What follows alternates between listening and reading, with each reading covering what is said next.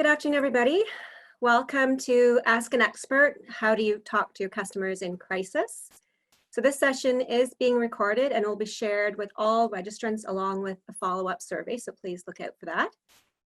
My name is Jillian Fairley and I am the General Manager at the Center for Business and Economic Development in Collingwood, and I'm a member of the Ask an Expert Planning Committee. The Planning Committee and Ask an Expert series is led by the County of Simcoe and Johanna Griggs. And thanks to their leadership, we're able to bring organizations throughout the county some excellent content as you navigate the current environment. So I encourage you to keep an eye out for future webinars. Also, I want to take this opportunity to thank our regional partners who have assisted with these webinars, which includes the County of Simcoe, but also the Small Business Enterprise Center of Barrie, Simcoe County and Orillia, the South Georgian Bay Small Business Enterprise Center, the Orillia CDC, Nottawasaga Futures, the North Simcoe Community Futures Development Corporation, and the Center for Business.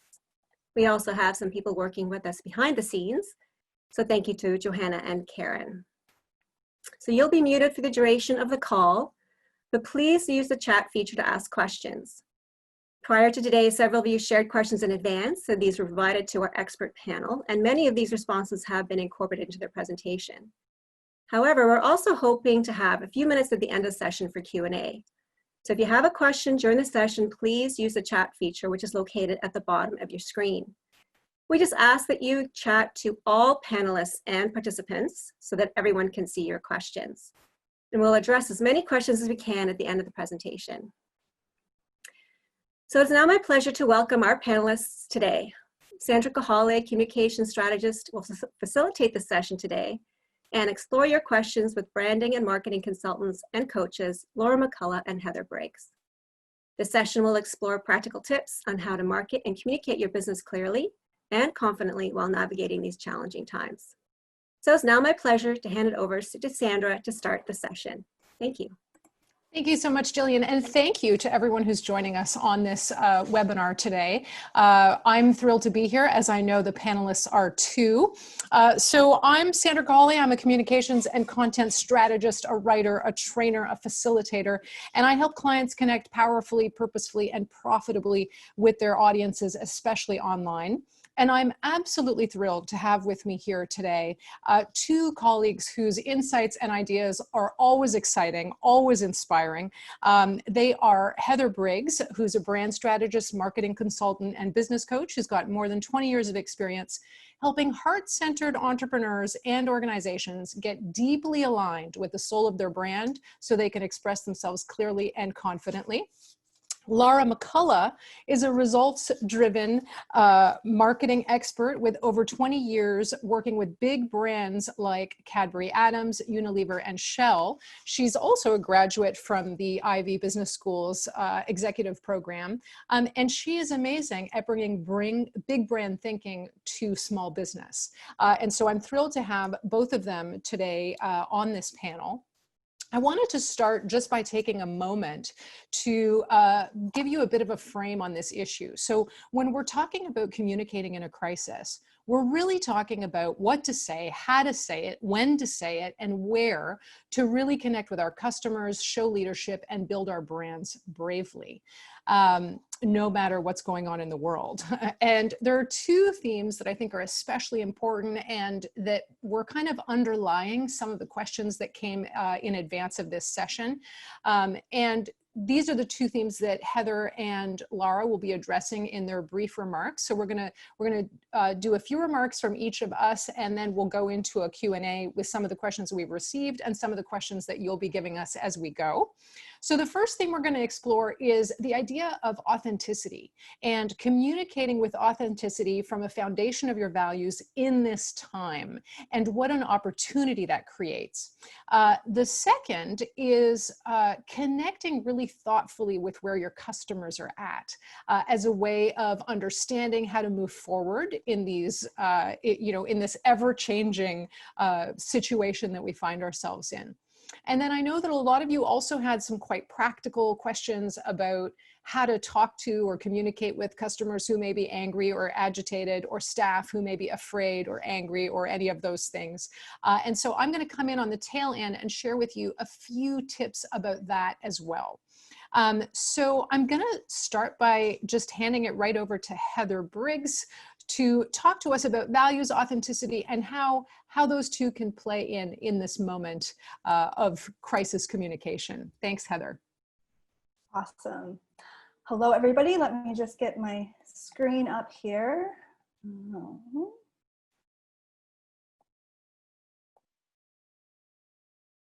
So what I wanted to start off by talking about today is really, why is this a time when we can reflect on our core values?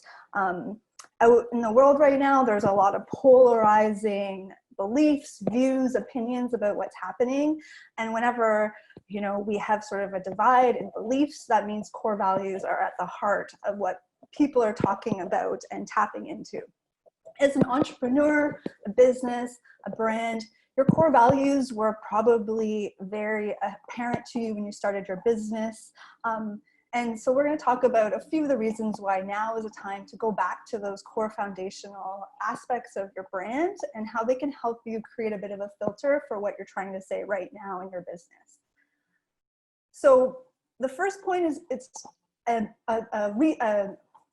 it helps you kind of get clear about what matters to you right now. So as I said, there's a lot of polarizing views.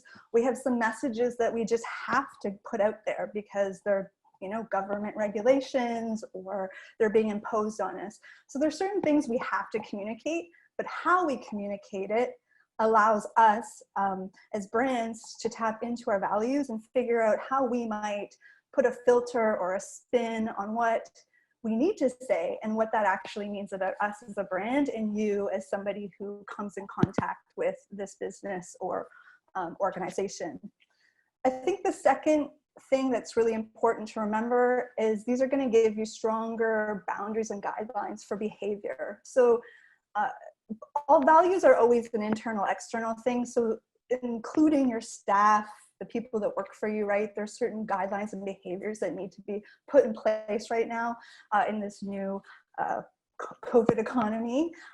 But also there's guidelines and boundaries we want to start communicating with our customers and potential customers. So I think tapping into our values first for us gives us a chance to really figure out and identify what's important to us, what are my boundaries as a business owner, and where am I going to stand strong in those, even if they maybe go against some of what else is out there. The third point is it's going to help you build community around these shared beliefs. So not everybody, as we've seen in the questions that are coming in, are going to agree with how you're going to be moving forward in this post-COVID world.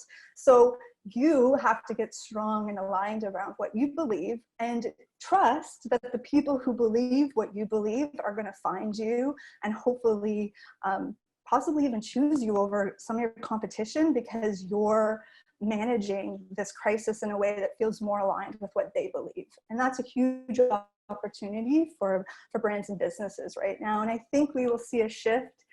We see a little bit already in the buy local movement becoming huge again, sort of anti-Amazon. So we're going to see companies make different decisions and have customers come over potentially from competition to work with those sort of brands.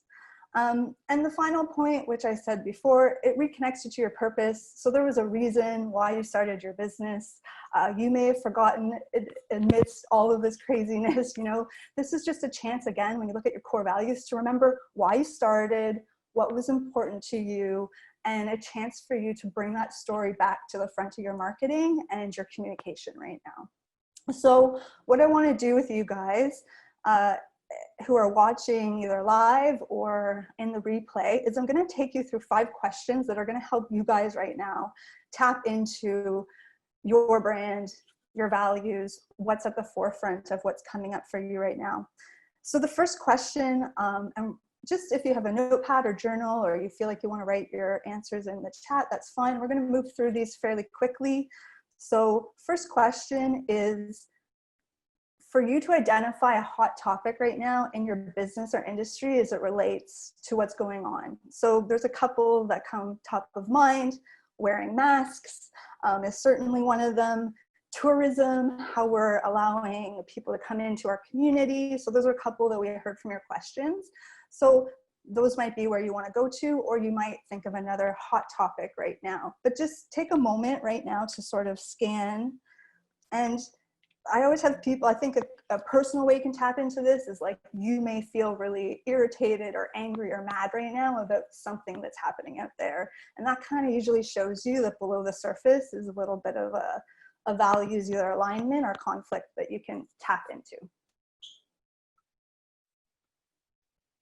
Once you have a sense of this topic, I want you to now move into just identifying what that core value may be. Whether you have the language for it or not, try to get a sense of what you think might be behind that. So something that you're either like, yes, I think everyone should wear masks, and then you feel very aligned with that, or you know, masks I think is an easy one, or you feel very confused about the lack of freedom and choice, and there's a whole bunch of value reasons that go into not wanting to wear a mask. So that's one that comes top of mind. So I just want you to gauge what that value might be that you feel is either being like rubbed upon or really like accelerated for you in terms of importance. And a few values that I know are like top center right now: freedom, health, safety, community. Those are all sort of core values that you may have already built into your business. If you're looking for an idea to play with, you could go with some of those. Once you have a sense of what that core value may be, I want you, based on that topic, that value, what do you believe is true? And I want you to focus on this being internal, not necessarily what you're going to tell your customers or staff yet. Let this be an exercise for you to get clear on like what is actually matters right now, and how your thinking is sort of either aligned with what's happening out in the market or misaligned. So this is a chance for you to sort of actually think, what do I believe? And then once you have a sense of that, you'll be able to think about your customers. And this is a chance for you, and Laura's going to be going much more into sort of the customer perspective right now. But once you sort of have a sense of what you believe to be true based on your core values, it's good to check in and get a sense of, do you think that's going to be accepted and welcomed in the community when I take that belief out there? Or do I think there might be some misalignment? And this is just another way to kind of test before you go out and turn it into a final marketing message. So this is the positioning filter. And again, your core value can be very personal, internal, and the more it turns outward facing in your business, it's going to become a little bit more wordsmithed and filtered to what your actual market wants to hear from you, or how you might want to deliver it to them.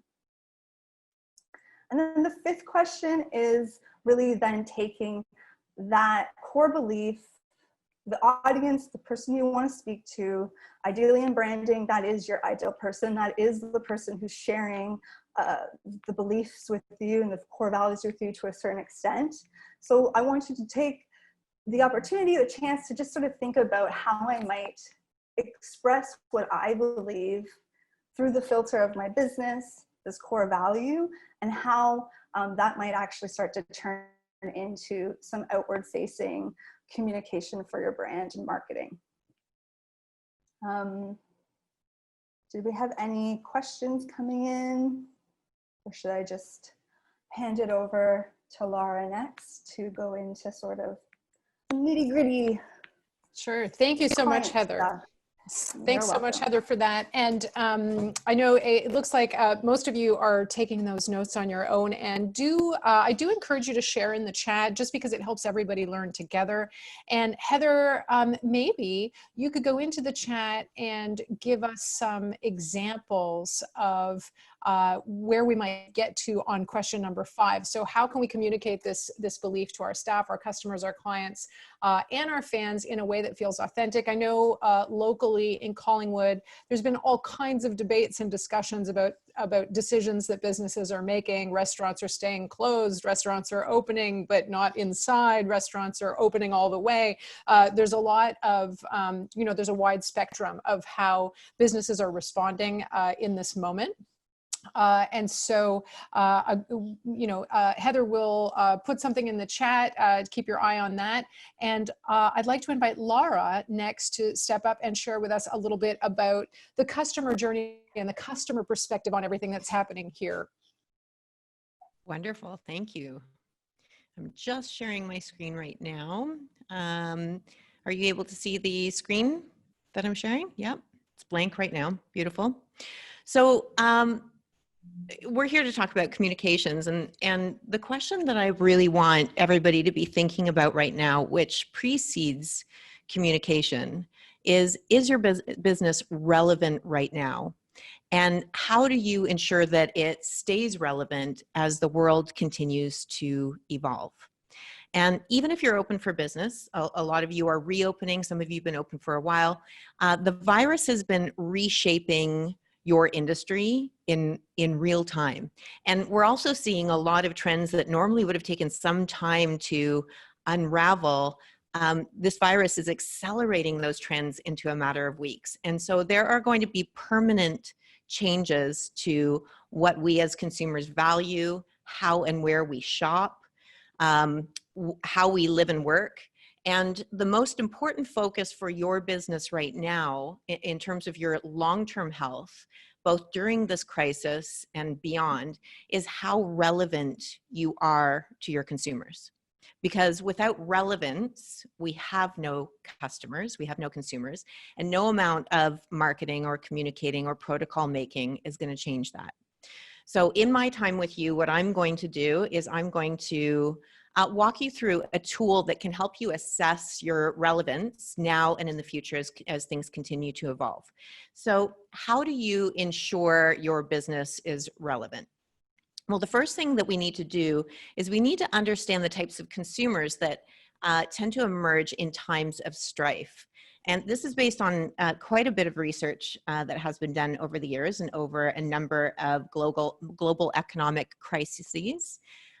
If we take a look at how people spend money over time, there are 4 different types of consumers that I want to talk about. So the first consumer that I want to talk about are what we call stampeders.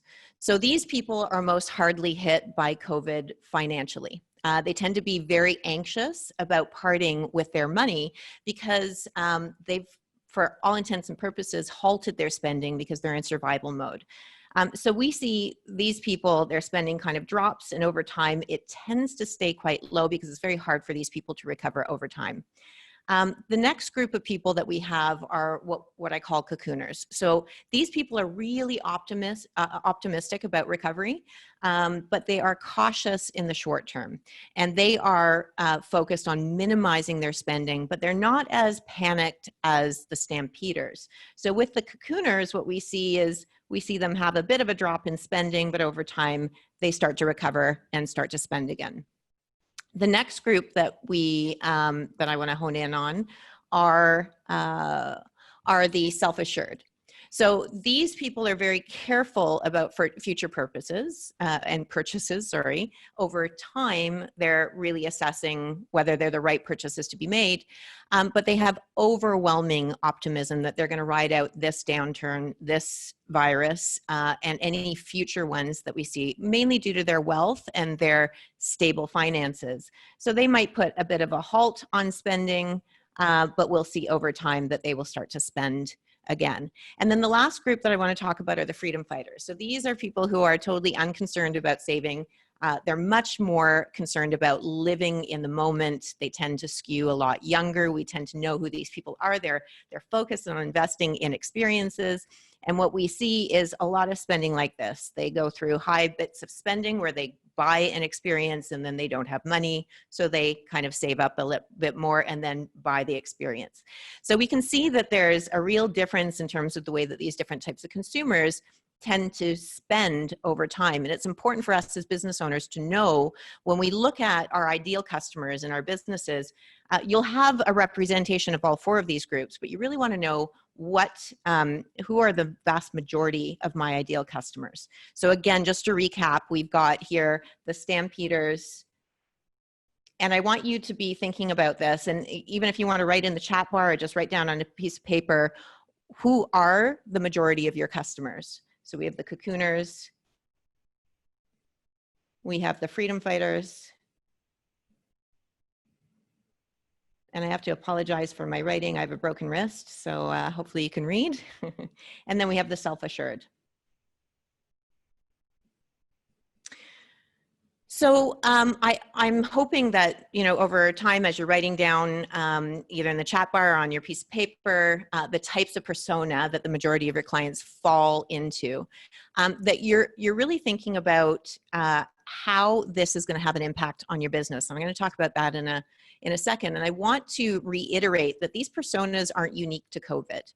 COVID certainly adds different layers. There are things outside of spending that over time we'll see shift in consumer behavior, in what they value, in their perceptions on health issues. There are lots of different layers to this, but in terms of financials, the reason why I focused on financials is because these perceptions are going to determine whether they choose to do business with you or choose to do business with somebody else. So these different personas are based on a tremendous amount of research that have appeared over time, over and over and over again through the last number of global economic downturns. Now, 3 of the 4 of these are carefully assessing their spending. So we need to understand how this will impact your business. And there are 2 major criteria. And I'm just going to write this again. There are 2 major criteria buckets that we are going to, that they are going to use to assess businesses when it comes to spending. So if I look at this like a quadrant, the first criteria that they're going to use to assess is how easily can I rationalize my expense? And it's either going to be easy to rationalize or it's going to be hard to rationalize. But that would be one of the criteria they use to determine spending. And that criteria is going to be different based on the type of consumer that you have. The other criteria bucket is what is the impact or return on my investment? Right? So either the impact is going to be high or it's going to be low. And so there's a difference between impact and ROI. ROI is usually a financial return. I spend money on an expense and I get something financially in return for the money that I spend.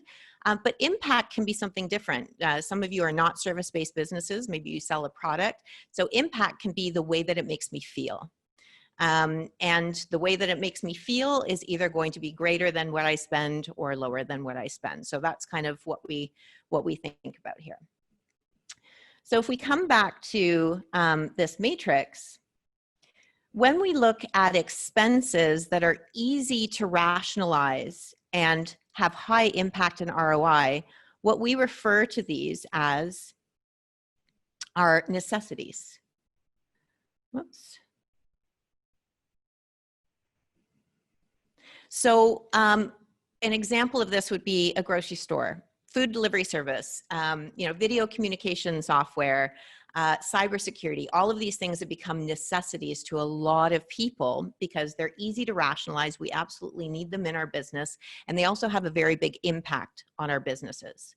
So if we are a necessity to our prospective customers or our customers, then what we need to focus on in our business is generating awareness. And that's where the focus of our communication is. We need to be letting people know we recognize you have a pain, we have the solution to that pain. So it's about advertising, it's about letting people know you're operational, you're up in business, what your protocols are, how you're handling safety concerns, all of those things to let people know that you exist and can solve their pain for them. Now, there are some businesses that are on the call today who are a little bit harder to rationalize, but still have a high impact or return for customers. And we call these indulgences. So an indulgence would be if you're a consultant or if you're a web designer. You offer a very justifiable service, But you have clients who might be calling you in a panic right now saying that they need to cut their spending. And your job is to quell that panic and to show them that you're not just an expense, but that you're an investment. So the focus for these types of businesses are quick wins. And what I mean by that is you need to be able to show your client that when they pay you money, you either earn them more money or you earn them something in exchange. So your customer, your prospective customer, has a pain, one of them being money, and you need to show them that you can turn their spend into something that they can rationalize. And that's the focus of your communications. Now, there are all other businesses here who are easy to rationalize, but they have a very low impact or ROI. I have a number of clients who are in the events industry. Their livelihood is based on us meeting face to face. And obviously, you know, this is a prime example. That is not happening to the degree that it once was. Some of this is opening up. So like them, maybe you need to evolve or pivot your brand in order to adapt to a changed landscape or a consumer. And this is where we've heard the word pivot quite a bit. So these businesses are misaligned.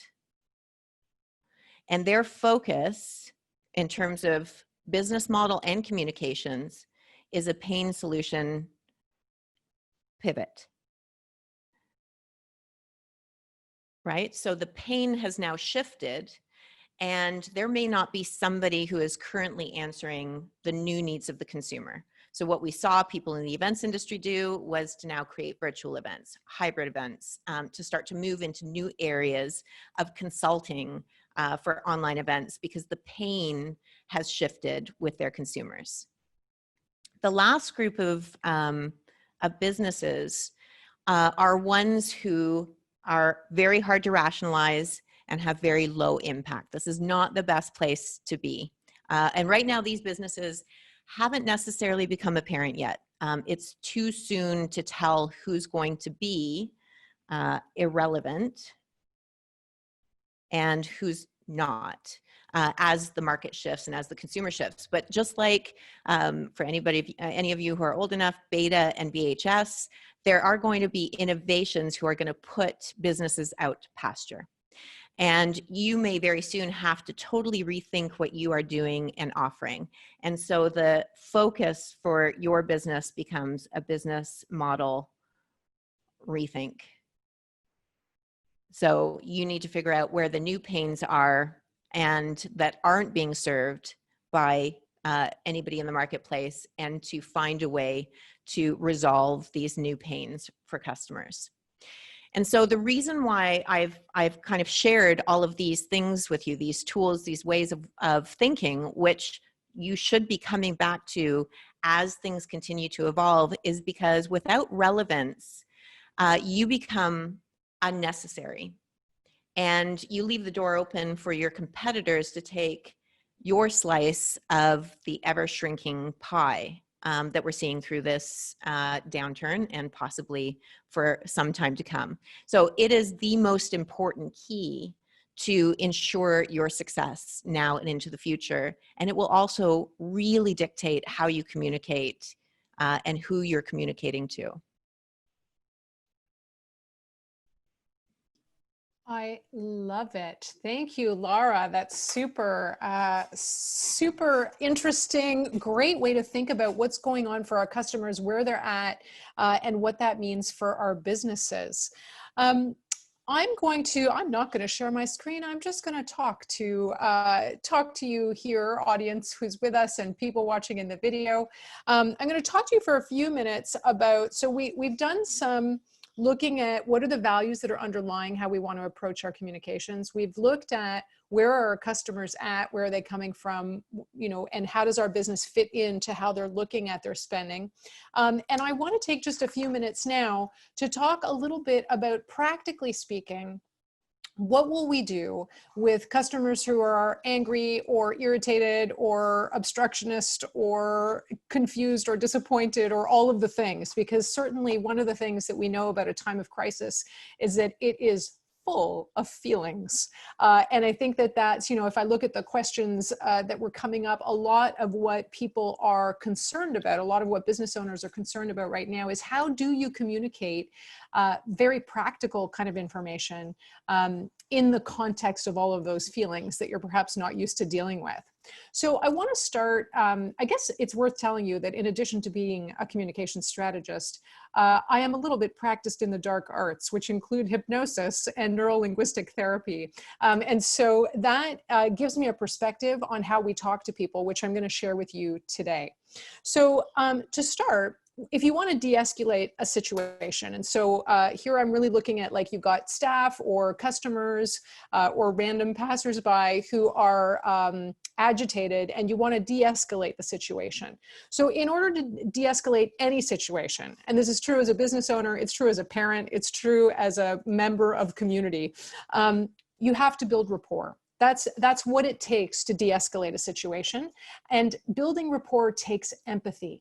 And empathy, I want to remind us, is being aware of how others see things and what they feel. Doesn't mean we agree with them, but it means we're aware of how they see things and how they feel. When a person is angry, so if you've got an angry customer who's like, I don't want to wear a mask to come into your store, most of the time they are feeling two things. One is they feel undervalued, and two, they feel out of control.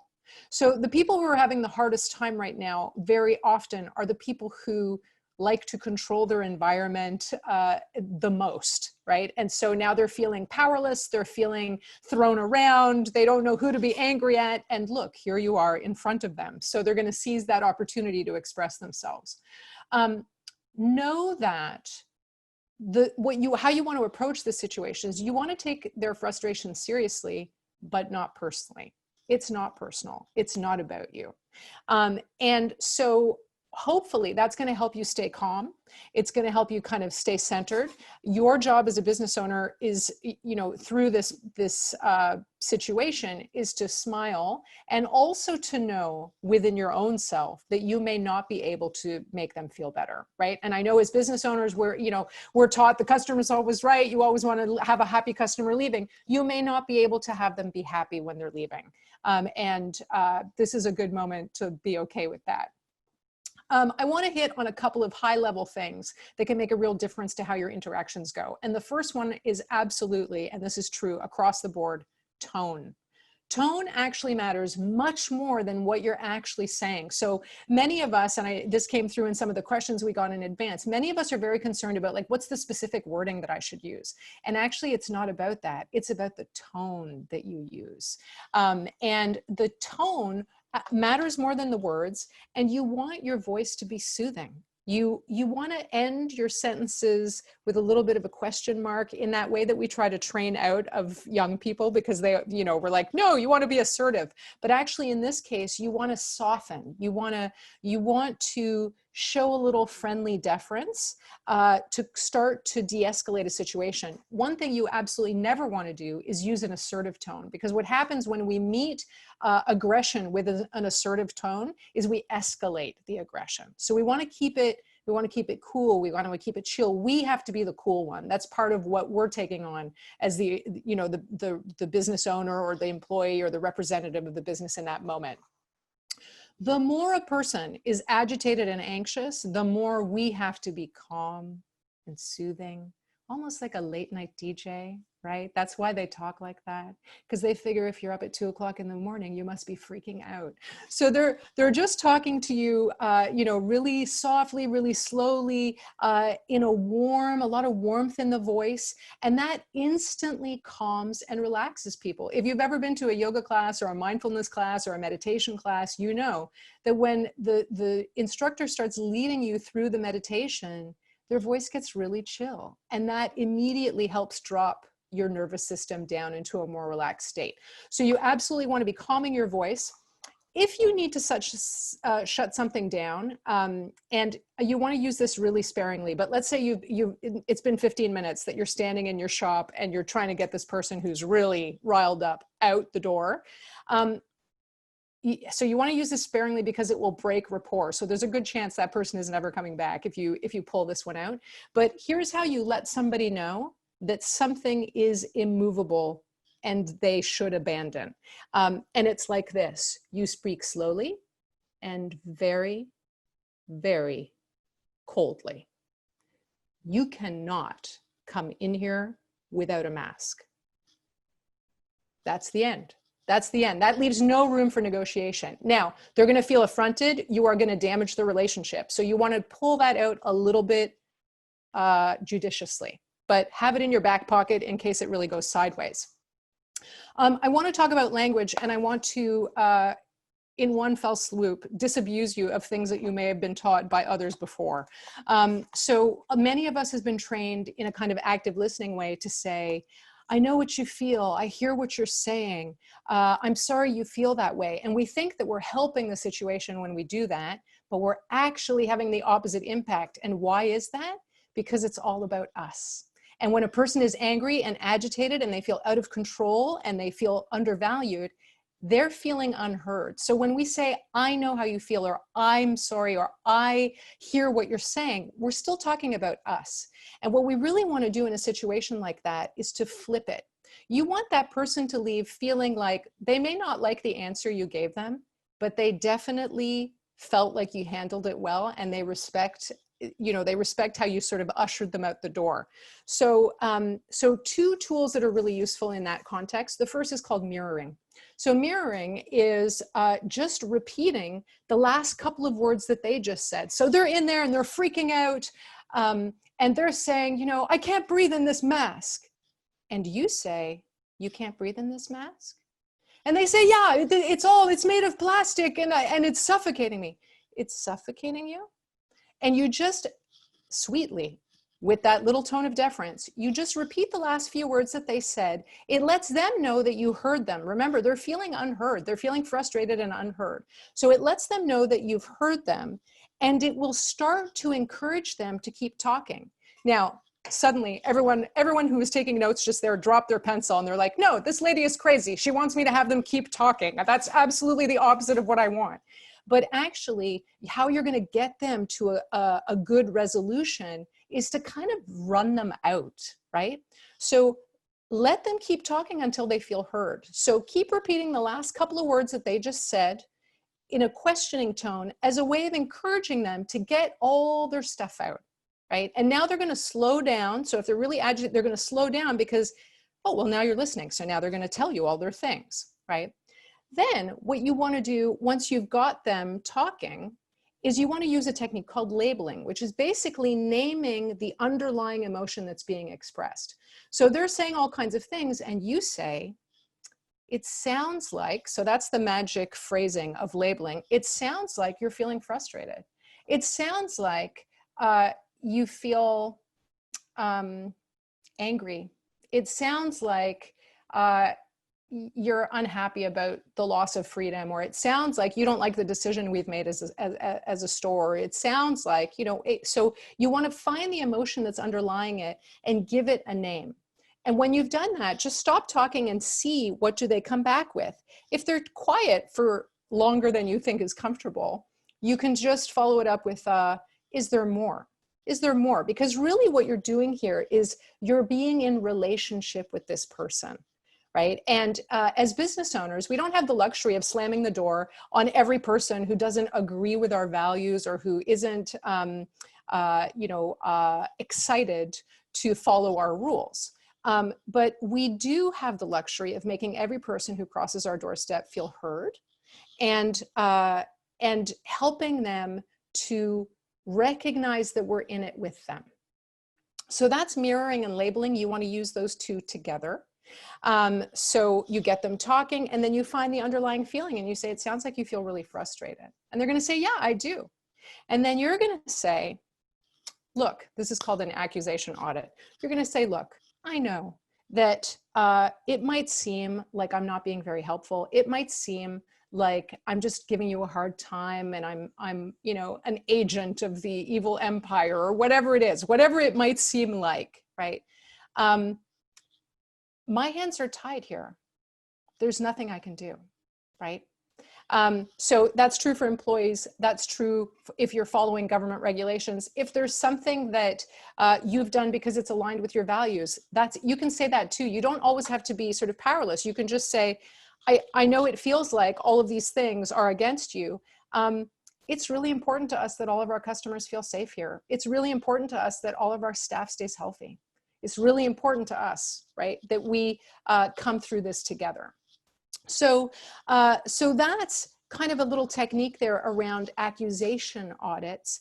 And the overall effect, where we're trying to go with these conversations, is to de-escalate and build rapport as we do that, so that when things get a little calmer, we don't have an army of people out there who already hate us because of how we handled the crisis, right? So we want to be walking that line with people that we're interested in being in rapport with, right? So not everybody is going to fall into that category. And I did see some questions come up earlier, and we'll see if any of them come up in the chat about, what are you doing with, for example, people who are being judgy about how you're choosing to proceed on social media or in other contexts. So I'm gonna wrap my little comments there, and I'm gonna invite Heather and Laura to come off mute, and I'm going to take us through some of the questions that we've got. So this one I think is especially interesting. I'm just going to kind of flip around them. But when you're not currently choosing to reopen, and I know that this has come up with a couple of businesses in Collingwood that I'm aware of, I'm sure it's come up with more. When you're choosing not to reopen, how do you respond to clients who are adamant that we should? So I want to invite Laura. Laura is looking at me. So Laura, do you have comments on that? So the question is, you choose not to reopen, but your clients are challenging you. Yeah. I mean, at the end of the day, there's actually some really important research that was done by Robert Cialdini. He's one of my favorite authors when it comes to understanding the science of persuasion through neuroscience. The biggest thing for me that people do is they answer the question, but they don't answer the why. And based on that research, there's actually the study that they did was they had a whole bunch of people in line waiting for something, and then somebody taps someone in the back and says, "Can I cut in front of you in the line?" And the likelihood of somebody saying yes was greatly diminished than if they simply said, "Excuse me, can I jump ahead of you in the line?" Because, and the reason why, it could be the most innocuous, strange, whatever reason, but having a reason justified the means by which they were asking. So I think, a lot of people, when they're asking questions, and more importantly, when people are answering those questions, tend to focus on just directly answering the question. But I think the important thing is to really talk about what Heather was talking about earlier, which is the why, the values, the reasons behind the choices that you've made. I love that. Heather, do you want to add to that? That's what I would say as well, is like, I think marketing, branding, right? I'm like, as soon as I heard that question, I'm like, who gets to tell me as an entrepreneur what I get to do? There's like a bit of that it's like, yeah, you actually get to decide right now what feels comfortable for you. And I've been working with clients as a coach who are working through this, and it's changing. Like 2 months ago, we maybe didn't want to open, and now we're talking about, now that masks are legal, she feels more confident opening. So I think that we need to also like take people, I guess, on that decision-making journey. And like Laura said, like explain your reasons right now for not opening, and then also potentially give a nod to your, tracking things as you go. We're figuring it out. We're open to, your feedback, and not just like making it seem like it's the final decision. Because I think we're a little early for final decisions right now in all of this. Great supplementary on that. And I want to give a little shout out to a Collingwood business that I know has kind of gone against the trend. I don't know if I'm allowed to say their name. I'm going to, because I think they've handled it really beautifully and we should all learn from it. The restaurant, The Smoke, has chosen not to reopen its indoors. And they put out a beautiful statement explaining their decision. And it had a lot to do with the safety of the staff. It had a lot to do with the fact that at 40% capacity, it's really hard for them as a business to make money. So it makes more sense for them to continue with their outdoor patio and their takeout service. And I saw that they had posted that on Facebook, I think it was, and there was lots of discussion coming out of that. There were a few naysayers, but mostly people were really supportive of that and saying, you know, we respect what you're doing. That's awesome. Because the truth is, if we think about where our customers are coming from, there's lots of people who don't feel comfortable going inside a restaurant now anyway. So they are values aligned. To Heather's point in her initial comments, you know, there are people out there who are going to agree with what you're doing no matter what it is. And there are going to be people out there who are going to disagree with what you're doing no matter what it is. And so part of what we're trying to find in these kinds of moments is an alignment between what, you know, where we're at from a values perspective and where our customers are at. So thank you for that. Okay, any advice here for strategies for communicating new procedures like mandatory appointments or time limits for visits? And I think there's a couple of layers to this question. I'm going to hit it, I'm going to throw an answer out there, which is at the layer of the kind of technicality of it. One of the things I'm seeing a lot kind of across the board in all industries and all sizes of business is a tendency to overwrite and over-explain and send these massive like wall of text emails that the minute you open it, nobody is reading that. And so some of you who are running into problems with thinking that your customers are giving you pushback, what you're actually seeing is that your customers are not reading the 300-page policy manual that you are sending them about how their appointments are going to work now. So part of what I think is important from a kind of technical point of view is to really come back to principles like plain language, come back to brevity, organize things, spend a couple of bucks, send your materials out to have them put into an infographic, for example, and other tools. Heather, I know you were talking about something that shops are doing in the windows in Leslieville. Yeah. I'd love for you to share that here. Yep, perfect. I think on this point, it's about, again, like redirecting people's behavior. And as much as you can do that on the front end versus in the moment or as an afterthought, you're setting yourself up for more success. So in this neighborhood, people have been doing, the BIA has sort of taken it upon themselves to create basically like checkbox kind of sign that goes in all the windows. It says, you know, can you come in the store? Do we have an online shop? Do you have masks? Like it has just sort of all the kind of templated rules that are generalized at this moment. I think that's great.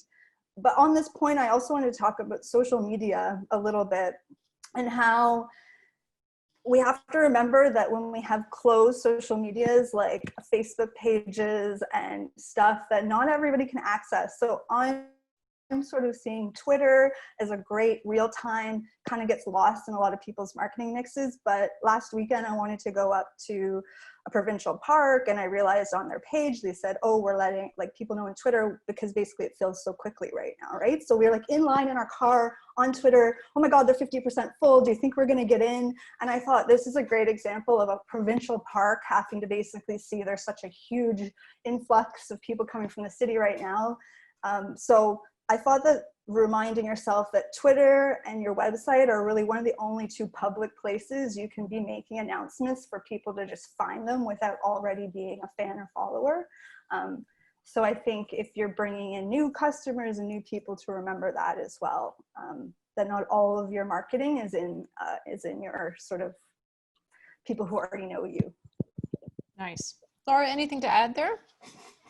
Yeah, I mean, I from the very beginning of when the crisis began, it was really important for me to follow and really watch what certain brands were doing. And one of the best examples of ongoing communications that I came across was Galen Weston's communication to his customers via email. And I saved every email that he sent for a period of time. And I was so impressed because they were humanized communications. They weren't brief. Some of them were quite long, but they were scannable. And the tone of the communication was right at the time. What people are looking for oftentimes in times of craziness is a leader and a sound voice and somebody who can say, this is the way that things are going to be and this is why we're doing it. And I just thought, whether it's him writing it or whether he has a really great team, regardless of that, they were so incredibly well written. And I would just say this is an amazing opportunity. Pre-COVID, there were so many people, who were looking to look for things that they could talk about through their communication channels. And now we have this ongoing hot topic that really is allowing us this great opportunity to build rapport, build bridges, build a sense of leadership, likability, trust, all of the things that are precursors to people choosing to do business with us. So the other thing I would say is, like, in terms of how to communicate what you're communicating, like, as opposed to saying this is what we're going to do. As you can tell, I'm a big neuroscience geek, and I also really love Robert Cialdini. I think this is also some research that he pulled in one of his books. And forgive me, because I don't have all the details, but the essence was that there were a number of hotels that were doing research on how to get people to leave their towels, to reuse their towels instead of throwing them to be replaced every time it was cleaned. And what they found was, when they put a little message on the mirror that said, 80% of people reuse their towels, it encouraged people to do it. We have a herd mentality. We've seen this with the wearing of masks. We tend to do what we see other people doing. So even in terms of, being able to communicate some of the protocols that you're implementing, to be able to say that many of you have asked us to do this, a number of our clients have requested this, suddenly shifts the dialogue from this just being a decision of you, and instead being a decision of the collective. I love that. I love that. And it's also a great reminder of how important it is to be listening to what your customers are asking you for in this moment. We've got just over 5 minutes left, and I want to use that 5 minutes I'm going to combine a couple of questions into one and see if we can get through that. But I also want to just flag, so Heather has put a couple of links to some interesting examples of what some brands are doing. She's put some links in the chat, so check those out. And I know many of you are interested in examples. Laura was saying that she's been saving all of Galen Weston's emails.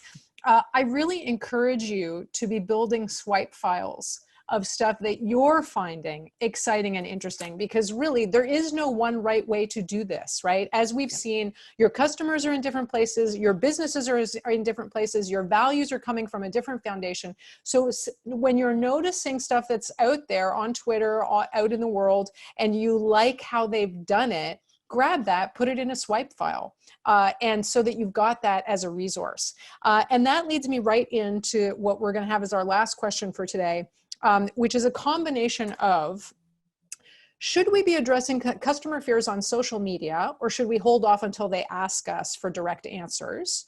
Should we, and how do we deal with negative comments on social media? Because I think that those two things are a little bit related. I'm going to pretend that they are. And I think I'm going to, just while people are collecting their thoughts, I'm just going to throw out this idea that should you be addressing customer fears on social media?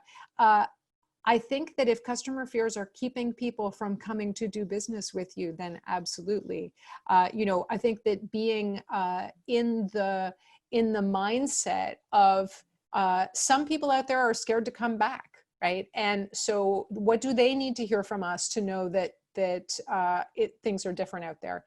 So Heather, do you have anything to add? I think about what you were talking about, de-escalation, and I think that we have to be mindful that people are even ruder and meaner when they don't see you on social media. And so again, we have to take that sort of stuff with a grain of salt, because some people are taking out their feelings on social media and they would never say that stuff to your face, you know? So I think that that's a reality. Thinking what else about social media. There was one more thing that was just in terms of like, I had written coming into today, which is just to remind yourself that like there's tons of websites like Vistaprint and Signs.com that have all, like, even if you don't print there, you can go for really good examples of signage and wayfinding, and you can see examples of how people are going to be kind of presenting it. So even if you take that as a template and go to your own graphic designer or whatever, that there are a lot of pre-built templates already out for communicating a lot of this stuff. That's great. Laura, anything to add there? Yeah, I mean, I would say Pareto's principle probably applies to this as well. You know, of the 20% who are actively engaging with you on social and communicating and asking questions, there's 80% who are just quietly listening. And they're going to be listening for two things: what you say and how you say it. And so there's a tremendous opportunity to not only be able to build a resource of answers to questions that probably 80% of those quiet people are thinking of themselves, but it also gives you an opportunity to really show how you're addressing your customers, that your customers mean something to you, that you're listening to them, that even if it's constructive criticism, that you are adapting and evolving. And I think all of those things are very important. So communication. The alternative is you say nothing and you go quiet. And that isn't going to serve your business in this time when we need to be, again, that beacon of light and leadership for our customers. Yeah, and you know, it reminds me, Laura, just as we're heading into the last couple of minutes here, it reminds me of the experience that we've seen with hotel reviews being online. So, you know, back in the old day, if you had a terrible experience at a hotel, nobody would hear about it except the people that you spoke to. Now in the modern world, reviews are up. And I know that when I'm picking hotels, I'm looking at what are the ratings, but I'm also looking at how do they respond to ratings that are not good. And so the problems we're having right now, they may be new to us, but they're not new to other businesses. Other businesses have been dealing with this kind of stuff in a kind of ongoing way for quite some time. And that, I'm afraid, is where I'm going to wrap us for today. I want to really thank, from the bottom of my heart, Heather Briggs and Laura McCullough for taking the time out to come and share these ideas and these insights with us. I encourage you to look them up and follow them. They're great thought leaders in this space. And I want to thank you also for making the time to be here or to watch the replay, and for all of the questions that you sent in advance. I hope that you know, even if we didn't tackle your question very specifically, that you felt like you got an answer in the context of the stuff that we were commenting on. And thank you, Jillian, for having us here. Well, thank you to all of your amazing panelists. That was such great information. We certainly, you know, in the business community that we support, have been getting so many questions like this. So we appreciate your time today to share all your excellent insights. Thank you again to the attendees for attending the session today, and reminded that this webinar is part of an Ask the Expert series. And we've done topics such as workplace safety and legal, and those are also all recorded and available, and you can access them at bdo.simcoe.ca. The next session, if you're interested, is taking place on August the 13th and will be on building your foundation. And a reminder that the survey will be sent along with an email of the recording of the session. And so please watch out for this and give us your feedback. Always interested to learn how we can make these sessions better and what topics you'd be interested in listening to. And thank you again to our panelists. Certainly appreciate your time today, to Simcoe County for leading these events and for supporting partners. Wishing everyone a fantastic rest of the day and week. Take care and stay safe. Thank you.